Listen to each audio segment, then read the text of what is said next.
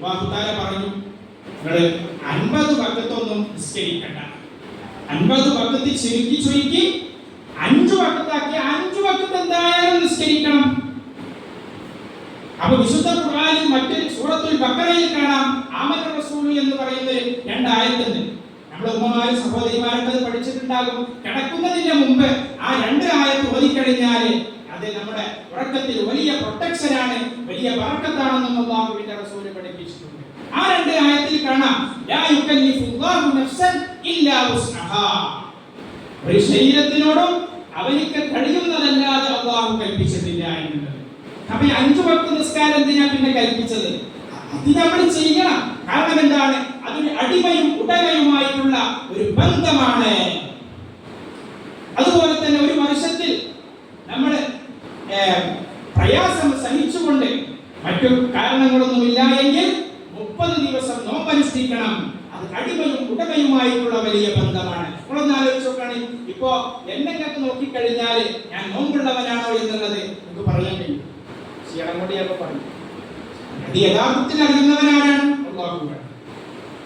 ഇപ്പൊ നോമ്പ് മുറിക്കാൻ ഒരാൾക്ക് എന്ത് മതി? ആരും കാണാതെ ഒരു സ്ഥലത്ത് വെള്ളം കുടിച്ചാൽ മതി. അപ്പോൾ നോമ്പ് അവർക്ക് മുറിക്കാം, അവന്റെ ക്ഷീണം മാറ്റാം. പക്ഷേ അങ്ങനെയല്ല. ഈ നോമ്പിനുള്ള പ്രത്യേകത എന്ന് പറഞ്ഞാൽ തന്നെ മറ്റു അമലുകളിൽ നിന്ന് വ്യത്യസ്തമായിട്ടുള്ള പ്രത്യേകത എന്ന് പറഞ്ഞാൽ തന്നെ ഇതാണ്. ഒരാൾക്ക് നോമ്പുണ്ടോ, ആ നോമ്പ് നമുക്ക് കാണാൻ കഴിയുന്നില്ല. ഒരാൾ നിസ്കരിക്കുന്നുണ്ട്, ആ നിസ്കാരത്തെ നമുക്ക് കാണാൻ കഴിയും. പക്ഷേ നോമ്പ് എന്ന് പറഞ്ഞാൽ അതിന്റെ പ്രഭാതം മുതൽ പ്രദോഷം വരെ നമ്മൾ അനുഷ്ഠിച്ചുകൊണ്ടിരിക്കുമ്പോൾ അതിന്റെ ഇടയിൽ നോമ്പ് മുറിഞ്ഞോ എന്നുള്ളത് ഒരാൾക്കും മറ്റൊരാളെ കുറിച്ച് ഉറപ്പിക്കാൻ കഴിയുകയില്ല. അത് അല്ലാഹുവിന് മാത്രമേ അറിയുകയുള്ളൂ. അപ്പൊ നമ്മളെല്ലാവരും ഇപ്പൊ നോമ്പുള്ളവരാണ്. എന്തുകൊണ്ടാണ് നമ്മൾ നോമ്പ് അനുഷ്ഠിക്കുന്നത്? അല്ലാഹുവിന്റെ കൽപ്പനയാണ്. അല്ലാഹു നമ്മളുമായിട്ടുള്ള ബന്ധമാണ്. ഇപ്പൊ നമ്മൾ നോമ്പ് അനുഷ്ഠിച്ചു കൊണ്ടിരിക്കുന്നവരാണ് എങ്കിൽ തീർച്ചയായിട്ടും അല്ലാഹു നമ്മളും ബന്ധമുണ്ട്. മറ്റുള്ള അമലുകൾക്കൊന്നും അങ്ങനെയില്ല.